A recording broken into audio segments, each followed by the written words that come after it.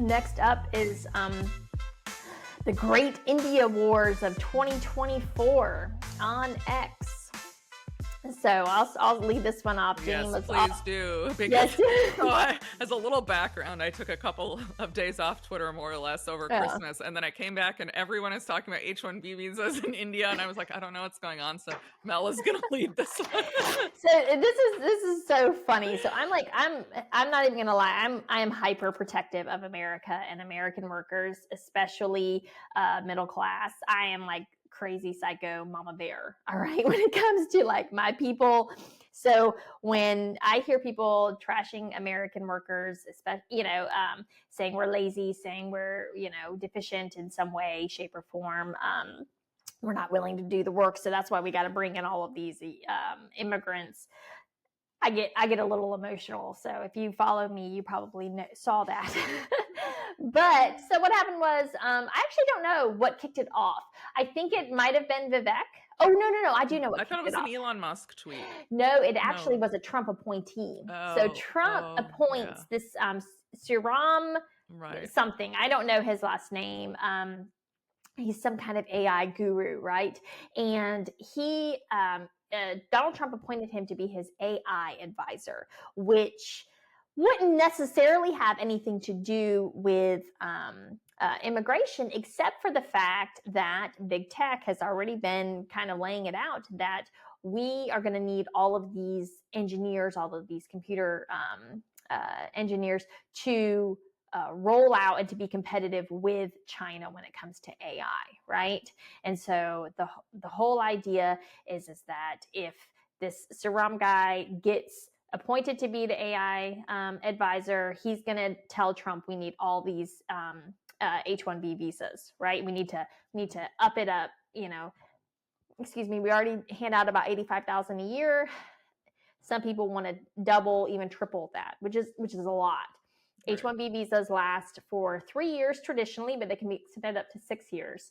So at any given time, you're looking at right now at the current numbers, at a little over 500,000 people here in the U.S., 500,000 people on H1B visas. And of course, those people are competing with American workers for these STEM jobs, right? These engineering and whatnot.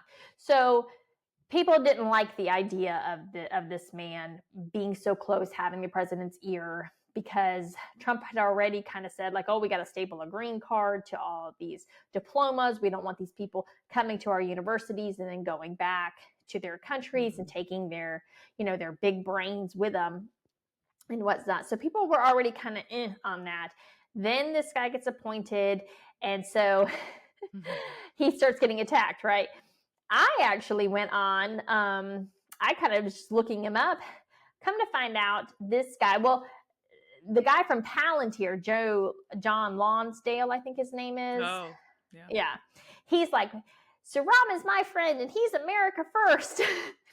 I don't like that guy. I don't like Palantir at all. So I go on, I start looking him up, and turns out this dude moved to London last year, right? So I'm like, how can he be America first? He doesn't even live in America, okay? And so there's this idea that a lot of these tech bros, a lot of Democrats even, they don't view America as a place. So this is kind of a flashpoint, definitely a break in the viewpoint of how you view America on the right versus the left. Of, do you view America as a place, as our, an actual people and place, and not just simply an idea, right? Mm-hmm. And J.D. Vance, he kind of struck a chord. He really ticked people off by saying that in his acceptance speech at the RNC that, America was not just an idea. We are a people and we are a place. And you cannot simply replace us. You cannot just bring in hordes of people and they will simply become Americans. That's not how it works. That we are invested, our blood and sweat is in the land, in the soil, and it belongs to us, essentially. And so that is kind of, it's definitely a hyper-nationalism viewpoint. So it's not always, it does get a little controversial, and we can talk about that, at a different time. So anyway, sorry, I'm kind of drug this out way longer than it needed to be. But so that's what kicked it off. And then, oh boy, it just like spiraled from there. And it turns, so then of course what happens is all the tech bros start saying, so Vivek chimes in with this long post yesterday, basically saying that America used to be the best, but it's not the best anymore because our culture was deficient and we prioritized, actually, if you don't mind, give me a second. I'm going to actually read exactly what he said, because it was really kind of telling in a way. He says the reason top tech companies often hire foreign-born and first-generation engineers over native Americans isn't because of an innate American IQ deficit. A key part of it comes down to the C word, culture. Tough questions demand tough answers, and if we're really serious about fixing the problem, we have to confront the truth.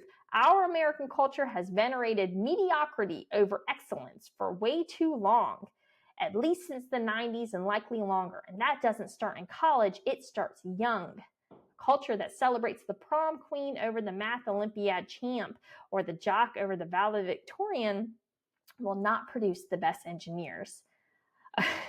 He goes on, most normal American parents look skeptically at, he says, more movies like Whiplash, fewer reruns of Friends, more math tutoring, fewer sleepovers, more weekend science competitions, fewer Saturday morning cartoons, more books, less TV, more creating, less chilling. It's just super insulting. Yeah.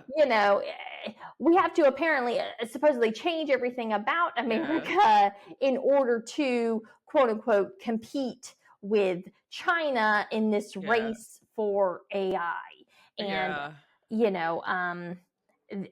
basically Americans are a bunch of, retards. And that's why we need all the Indians to come in and save us. Yeah. It's also, I take issue with some of the philosophy behind it, like this idea that it's just better to have kids just constantly, in computer class and then ballet class. And children who actually have a lot of free time are shown to be more creative, if that free time isn't just spent on screens. Right. Because it's, it's during that time that they like just explore and, so unstructured free time is actually very important. And I think there is more to life, and I, as a new mom, I want to give more to my son than just become a perfect computer engineer, so that we can beat China. Yeah, exactly. And and so for me, I'm like, well, first of all, he gave the example of, how he used 90s sitcoms, which really irked me, because he said how, Steve Urkel, or how Stefan Urkel was seen as better than Steve Urkel, which is kind of funny because it's clear he maybe didn't watch the show very much, because in the very end she ends up actually choosing Steve Urkel over Urkel. But and he talks about Screech and on Saved by the Bell and whatnot, and it was like, but for me, I was like, the problem is that these were actually kind of wholesome family sitcoms that celebrated things actually like friendship and family, right? And for whatever reason, you see that as bad. I don't know how it was that you took the lesson that you apparently took from them, but the lessons that I took from them was that actually family is really good. It's the most important thing. Friends are very good, that we should be loyal to our friends, even when they're giant dorks. And those are the most important things in life. I took issue with it because I was like, if you want to talk about, kind of the decay of the culture, why would you not hone in on the reality TV show crap that we've been fed 24/7 since the mid 2000s, which is just the most degenerate stuff that I can possibly think of. It's that is hyper focused on consumerism and exploitation of people in every manner possible. The idea that we can't have both too. I think you can't be successful professionally and also have us strong family and friendships and, enjoy that part of your life, I think is wrong. I mean, I do. Like, I'm Right. very social and I have a lot of friends and I spend a lot of time with my family and I also work hard. Like, you can do both things. Right. And I, like, if anything, I don't know, I spent a lot of time in Europe at some point in my life because I had a Swiss boyfriend, and the idea that anyone would be in the office between Christmas and New Year's is just laughable. And they're like, I know there are people in my office now because they are. Yeah. Like, we, if anything, I feel like almost our culture is a little bit too work focused, and we should put more emphasis on family and friends. Not maybe Right. as much Yeah. on reality TV. I mean, it's crazy. I was looking up the hours worked, by country yesterday because I'm just crazy like that. And I'm looking at these hours worked in Mumbai, and it's insane. I mean, these people, and it actually hurts my heart a little bit. These people work. I think it was like average hourly or average hours worked in Mumbai versus just other major cities. And Mumbai was like, it was almost 4,000 hours in a year, right? Wow. Which was it was almost double the next closest one, right? Which is just insane. I'm like, I'm sorry, but no, we're not going to work like that. And no, just because we're not willing to work like that, we're not going to actually allow you to import people to work like that. Okay. And it's like, so they said, well, you don't want to win the race. And so, I had to ask a couple of people yesterday, well, what is this race that we're supposed to, what are you talking about? Well, you have to win the AI race. I'm like, okay, well, what does that mean? Win it. Okay. Because that's what we really, I think, need to focus on is who is this benefiting? Does it benefit America? Does it benefit us collectively to quote unquote win this race against? And what happens when we win the race? But we're just going to be the kings of data, right? Then they'll say, well, China's our greatest adversary. I'm like, okay, well, China's also our greatest trade partner. So I don't actually know how this works in your brain, how you all square this. Like, you do realize, the minerals that they control, the trade. Do you understand what an actual war with China would entail? And I mean, I understand we should be competitive. I'm not saying that we should lay down and get lazy and whatnot. I'm just, sometimes these kind of buzzwords are fed to us in such a way that people just swallow them. Like, oh, we have to be in a war and a battle with someone. And it's like, no, we don't actually. Yeah. That's the neocon mentality. I mean, I think it's just constantly, and if there's no war, we have to create one. Right. Yeah. And somebody pointed this out during COVID, and I thought it was so prescient. They said, do you ever notice the way that we frame everything in terms of battle, right? When it's the war on drugs, it is the war on battle against cancer. Yes, it is the, and we're going to wage war on COVID, And so I remember they put together all of these slides of all of this terminology and this framing and whatnot. And it's just a constant kind of reminder. And it's like, this actually isn't normal. No. You actually don't wage war in any real way on a disease. Okay. You use drugs to combat it, quote unquote, but actually like waging a public campaign war on a, invisible disease that is spread, asymptomatically. I mean, it's so silly, but what happens is when we use that terminology, right, then that just opens up the floodgates for the federal funding and also for the government powers to be flexed to, and we saw it throughout, shut down your businesses, to shut down your schools, to shut down your social media if you're not saying the right things, And so, we kind of have this obsession with this, with that kind of stuff. But so that's what it was about. And this obsession costs Americans a lot. We spend a lot of money. We could on all war. have higher standards of living, significantly higher standards of living if this wasn't our mentality, in my opinion. Oh, absolutely. We could have better schools. We could have better infrastructure. We could have amazing things in this country if we did not want to apparently just wage war on everything 24/7, And I'm not like I'm actually not like a legalize all the drugs person at all. Like I'm vehemently against that, but it's just the way that these issues are tackled is a problem. And so I am a legalize all the drugs person, but we can. Oh, you are? Yeah. Oh no, I'm like vehemently. I'm like straight up. Let's be Singapore. We're gonna start executing people. Well, we can talk about that another time. Oh, I'm hardcore. I'm crazy. Yeah. With stuff like that.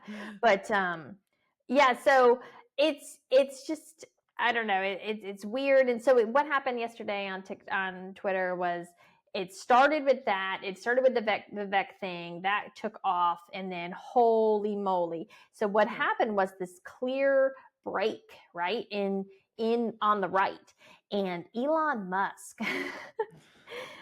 I don't know. You can tell. I think he's a little frazzled, right? I actually think he's in over his head with Trump. I think he wants things. I think people like him are so used to knowing the right answers to the problems that when they don't know, or when they come up against actual legitimate real disagreement or friction, that they don't handle it well, because they're just not used to being in a defensive position. So they go crazy.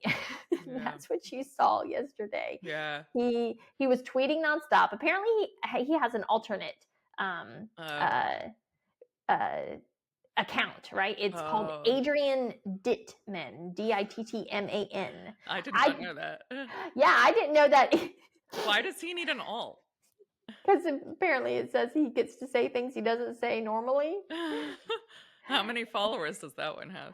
It has like 140,000, but it follows like 1,000, right? So I didn't. It was so funny. So I'm associated with what's called like the conservative OG pack.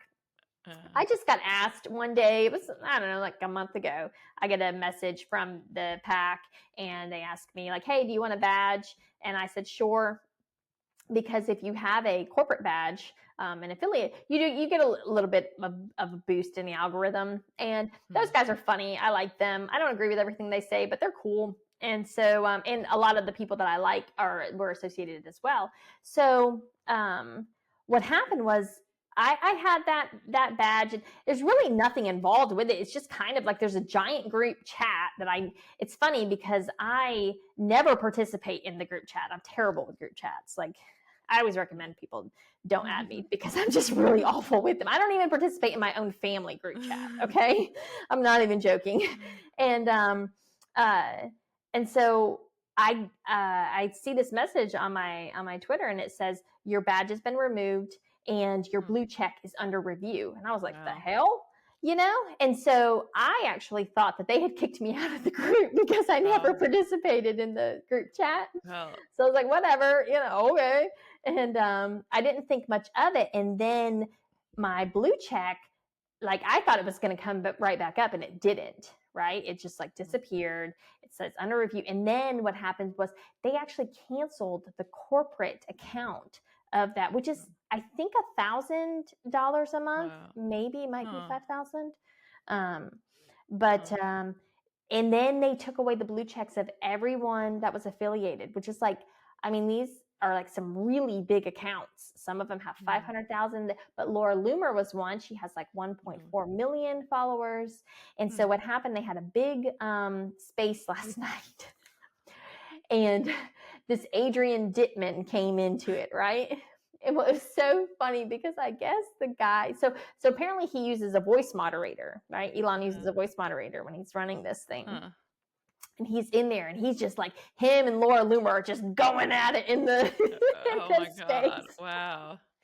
And I guess the guy who was running the space that runs the conservative OG count, he must not have known that it was Elon, because he's like, F this, I'm shutting this guy down, and he kicked him out of the space. That's so funny.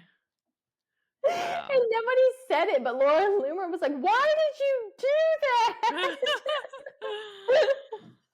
It was kind of hilarious.